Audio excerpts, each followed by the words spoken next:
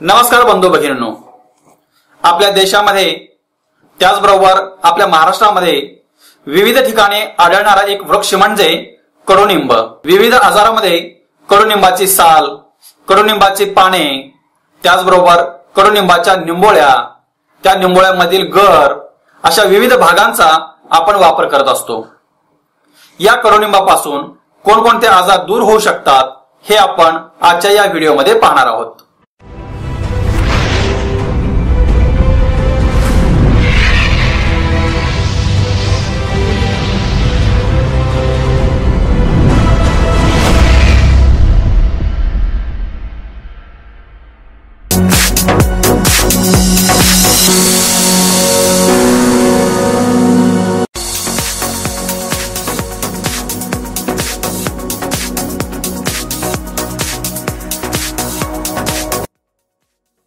मूळव्याध या विकारामध्ये अनेक वेळा मोड निर्माण होतात आणि या मोडामधून रक्त येते।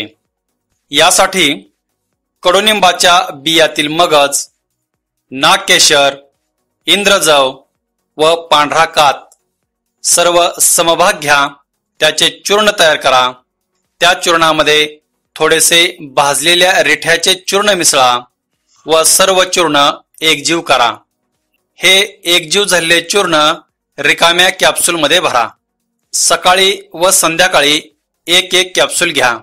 असा उपचार काही दिवस केल्यास आपली या रक्ती मूळव्याधापासून मुक्तता होते।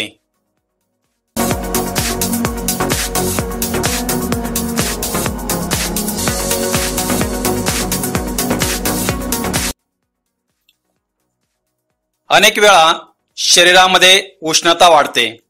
ही वाढलेली उष्णता कमी करण्यासाठी नियमितपणे सकाळी कडुनिंबाच्या पानांचा रस 1 चमचा घ्यावा।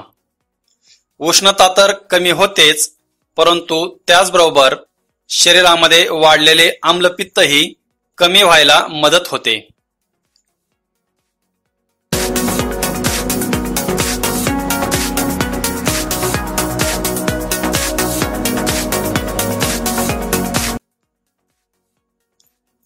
शरीरावर विविध प्रकारचे त्वचारोग निर्माण होतात।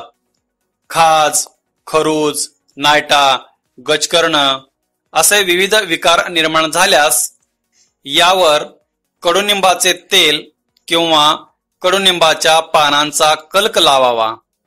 त्याचबरोबर सोबत कडुनिंबाच्या पानाचा रस 2 चमचे द्यावा। असे काही दिवस केल्यास शरीरावर निर्माण होणारे त्वचारोग नाहीसे होतात।